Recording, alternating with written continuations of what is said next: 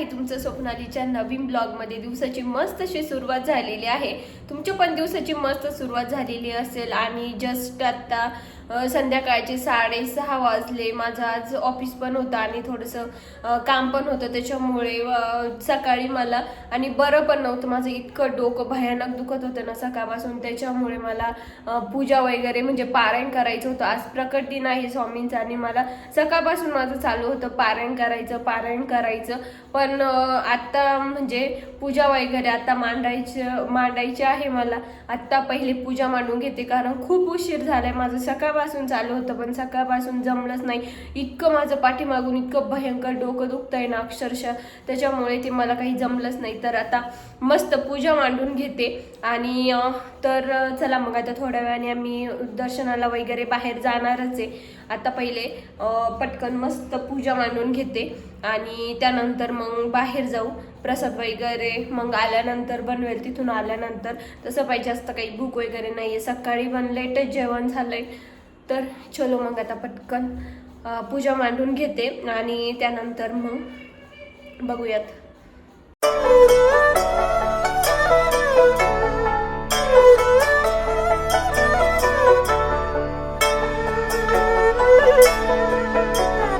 मस्त ताट रेडी करून घेतलं आणि ताट तर तुम्ही बघितलंच असेल। मस्त ताट रेडी केलं आणि त्यानंतर म्हटलं चला आता पूजा मांडून घेऊया। पहिले तर कलश मांडायला घेतला, कारण खूप उशीर झालेला होता। त्यानंतर आम्हाला मंदिरात पण जायचं होतं आणि बाकीचे पण खूप सारे कामं होते आणि ऑलरेडी इतका उशीर झाला होता ना, 7:30 तर इथंच वाजले होते। आता आम्ही कधी मंदिरात जाणार आणि कधी परत रिटर्न येणार हाच विचार चालू होता। त्याच्यामुळे मी फास्ट सगळं आवरत होते इथं। म्हटलं चला पहिले एकतर आपण हे करून घेऊया, पूजा वगैरे सगळं व्यवस्थित मांडून घेऊया आणि त्यानंतरच मग बघता येईल जाता येईल तिकडे, कारण तिथून यायला काही नाही, जास्त वेळ झाला तरी काही प्रॉब्लेम होणार नाही। तर थोडंसं लेट जाऊ आता आणि तिथं गर्दी असणारच, दर्शनाला पण 1-1.5 तास लागणारच आहे। तर त्याच्यामुळे जाऊ दे म्हटलं, थोडी गर्दी पण कमी होईल जर वेळ झाला तर, कारण 11 वाजेपर्यंत तर तसं पण मंदिर चालूच असतं आणि गेल्यानंतर मग दर्शन पण होईल व्यवस्थित, कारण असं पण 1-1.5 तास जाणार, त्यापेक्षा थोडं हळूहळूच म्हटलं चला पूजा वगैरे व्यवस्थित करूया आणि त्यानंतरच बघूया मग जाऊयात। मस्त अशी देवपूजा मी म्हणजे आज प्रकट दिन होता ना, इतकं पूजा हे ते मांडताना इतकं भारी वाटत होतं, इतकं प्रसन्न वाटत होतं ना। आणि आज इतके कामं होते ना, सकाळी पण खूप कामं होती, त्याच्यामुळे मी सकाळी पण पूजा मांडली नाही। आता संध्याकाळी पूजा मांडायला घेतलेली होती आणि मस्त फुलं वगैरे सगळं मी सकाळीच केलेलं होतं, पण सकाळी काही कारणास्तव जमलं नाही, त्याच्यामुळे मी आता मस्त सगळं एकदम व्यवस्थित पूजा वगैरे सगळं मांडून घेते। सकाळपासून चालू होतं कधी वेळ भेटणार पूजा मांडायला, पण संध्याकाळच्या वेळेला मस्त रेडी झाले आणि म्हटलं चला पटकन पूजा मांडून घेऊया। आणि जाताना म्हणजे आता इथं तर स्वामींचं आमच्या आसपास कुठं मंदिर नाही आहे, डायरेक्ट आम्हाला काळेवाडी फाटा म्हणजे वाकडच्या थोडंसं पुढे तिकडे जावं लागेल। मग त्याच्यामुळे इथून ते आहेत 10-15 किलोमीटर, तर थोडा वेळ लागेल, कारण संध्याकाळचा वेळ आहे, त्याच्यामुळे म्हटलं चला आता त्या मंदिरात जाऊन येऊया आपण। आज प्रकट दिन तर गेलंच पाहिजे आणि प्रत्येक गुरुवारी तर जातो इथं दत्त मंदिरात, पण आज प्रकट दिनामुळे आम्ही तिकडं स्वामींच्या मंदिरात जाणार होतो। पहिले तुमच्या घरात जी अशी मूर्ती वगैरे असेल ना स्वामींची, ती पहिले व्यवस्थित सगळं त्याची पूजा हे ते करायची, त्यानंतर मस्त ती पुसून वगैरे घ्यायची आणि जे आपलं जिथे आपण वाचन करणार आहे किंवा जिथे आपण पूजा करणार आहे ना, तिथे ठेवून द्यायची आणि त्यानंतर त्याला अष्टगंध वगैरे जे म्हणजे सगळी आपण रेग्युलर जशी पूजा करतो ना तशीच सगळी करायची। आणि ही मूर्ती मी केंद्रातून घेतलेली होती। शक्यतो जे स्वामींचं आहे ना माळ वगैरे जपमाळ किंवा जी मूर्ती वगैरे किंवा जे आपण पुस्तक ते घेतो ते सगळं केंद्रातूनच घेतलेलं पाहिजे, कारण असं दुकानात किंवा असं काही ठिकाणी तर नाही, मी तर घेतच नाही शक्यतो, सगळ्या गोष्टी केंद्रातूनच घेतलेल्या आहे मी। जपमाळ, फोटो किंवा जे मी रेग्युलर सारांश जे पुस्तक वाचते ना 21 अध्यायचं ते पण, आणि आता तर गुरुचरित्र पण मी केंद्रातूनच घेतलेलं आहे। त्याच्यामुळे मी जास्त तर सगळ्या गोष्टी अक्षरशः म्हणजे जो आपला अष्टगंध आहे ना तो पण तिथूनच घेतलेला आहे, त्याच्यामुळे सगळ्या गोष्टी मी केंद्रातूनच घेते।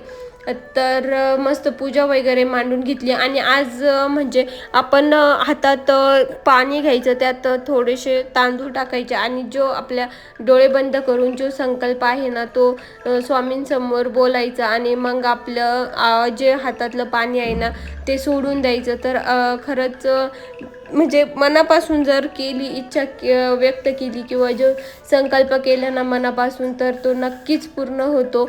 असं तर खूप वेळेस झालेलं आहे. तुम्ही पण एकदा नक्की मनापासून संकल्प करून बघा, मनापासून इच्छा मनापासून करा तर नक्कीच तुमच्या पण पूर्ण होतील. आणि मी पण आज प्रकट दिनानिमित्त संकल्प केला आणि स्वामी तो पण माझा संकल्प लवकरच पूर्ण करतील अशीच आशा धरली. आणि म्हटलं चला आता संकल्प वगैरे सगळं झालेलं आहे. तर स्वामींची प्रार्थना वगैरे केली, सगळं जपमाळ वगैरे झाली. त्यानंतर माझं पारायण पण वाचायचं पण झालेलं होतं. तसं तर मी सकाळीच वाचलेलं होतं, फक्त पूजा वगैरे मांडायची होती मग आता फक्त. आणि त्यात अशा गोष्टी झाल्या ना की म्हणजे आता निघायचं आम्हाला, जस्ट पूजा हे ते आवरून निघायचंच होतं. त्यात फ्रीजवाल्यांचा फोन आला. आम्ही पाडव्याचंच फ्रीज घेतलेलं होतं पण त्या दिवशी इतक्या डिलिव्हरी होत्या त्याच्यामुळे ती डिलिव्हरी झालीच नाही. आता आज ती येणार होती. मग म्हटलं चला पाडवा नाही तर स्वामींच्या प्रकट दिना दिवशी आपल्या घरात फ्रीज येणार आहे, त्याच्यामुळे आम्ही त्यांना जास्त काही बोललो नाही. म्हटलं चला जाऊ द्या, पाडव्याचं नाही पण आज आम्हाला नक्की फ्रीज द्या. तर थोड्या वेळात ते पण येणार होते. आम्हाला इथंच 8 वाजले. परत ते फ्रीज कधी येणार ते लावायचं बाकी सगळ्या गोष्टी, त्याच्यामुळे इतका वेळ होणार होता ना. पण म्हटलं जाऊ द्या आता. फ्रीज काल पण नव्हतं आलं. काल पण आम्ही रात्री 10-11 वाजेपर्यंत खूप वाट बघितली पण ते आलं नाही. मग ते आज येतंय तर मग आज थांबावंच लागेल थोड्या वेळात, 10-15 मिनिटमध्ये ते येऊन जाईल. जास्त काही अनबॉक्सिंग करत बसणार नाही आम्ही, तसंच पटकन ठेवून जाणार आहे. घरी आल्यानंतर मग बाकी मग त्याची पूजा वगैरे किंवा जे हे करायचं आहे ते करेल. तसं पण ते चालू 3 तास तर फ्रीज काही चालू करता येत नाही आल्या आल्या, त्याच्यामुळे मी तसंच ठेवलं आहे सगळं. आणि आल्यानंतर मग बघूया आता फ्रीज अनबॉक्सिंग करू. म्हणजे अनबॉक्सिंग तर तेच करून देतात, तेच सगळं सेट वगैरे करून देतात, फक्त आपल्याला ऑन ते 3-4 तासानंतर करायचं असतं. तर मग म्हटलं चला जाऊन येऊया आणि डायरेक्ट उद्या सकाळीच मग मी फ्रीज चालू करेल. आज रात्री तर काही करणार नाही, आल्यानंतर किती वेळ होईल आणि कोण बसेल 2-3 तास, त्याच्यामुळे मग मी ते पण अवॉइड केलं. मस्त असं मी इथं फुलांची रांगोळी काढून घेत होते. त्यांचा फोन आला फ्रीजवाल्यांचा, ते येतील तो वेळ तोपर्यंत माझी पण रांगोळी वगैरे सगळं मस्त व्यवस्थित काढून होईल. छान अशी फुलांची रांगोळी काढली. मस्त असं ते दिवाळीला एक गिफ्ट भेटलेलं आहे तर ते मस्त ठेवलं, त्यात पण फुले टाकली, थोडं मध्ये पाणी टाकलं आणि त्यात पण मस्तपैकी फुले टाकली. सगळं आवरलं. आता फक्त फ्रीज येण्याची वाट बघायची होती आणि लगेच निघणार होतो आम्ही, कारण खूप म्हणजे खूप वेळ झालेला होता.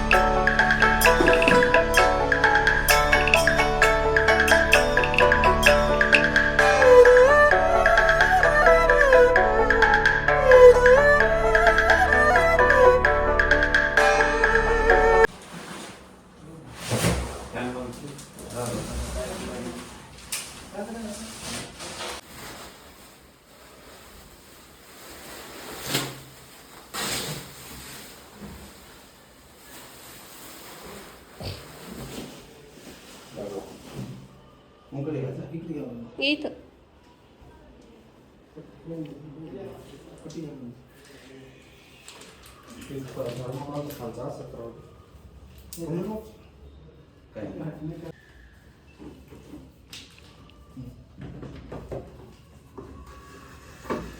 त्याच्यामुळे ते लगेच असं हे केलं.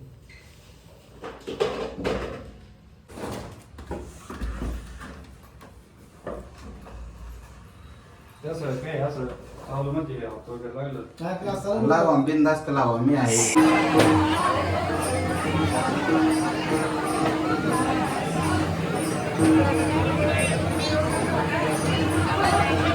फ्रीज आलं ते व्यवस्थित ठेवलं आणि त्यानंतर डायरेक्ट मंदिरात जाण्यासाठी निघालो. आणि तुम्ही बघितलंच असेल मंदिरात इतकी जास्त गर्दी होती ना, अक्षरशः आम्हाला लाईनमध्ये 1-1.5 तास लागला. त्यानंतर मस्त असा प्रसाद घेतला आणि डायरेक्ट घरी निघालो, कारण एवढा वेळ उभं राहून आम्हाला तर अक्षरशः उभं राहण्याची पण इच्छा नव्हती. पटकन असं मी दर्शन वगैरे घेतलं, मस्त प्रसाद घेतला आणि अर्ध्या 1 तासातच आम्ही घरी आलो. घरी आल्यानंतर मस्त फ्रीजची पूजा केली आणि फ्रीज पण कसं वाटलं ते पण मला नक्की कमेंटमध्ये सांगा. आम्ही IFB कंपनीचं फ्रीज घेतलंय, 5 स्टार आहे. तर कसं वाटलं हे पण मला कमेंटमध्ये सांगा. Thanks for watching. चलो बाय.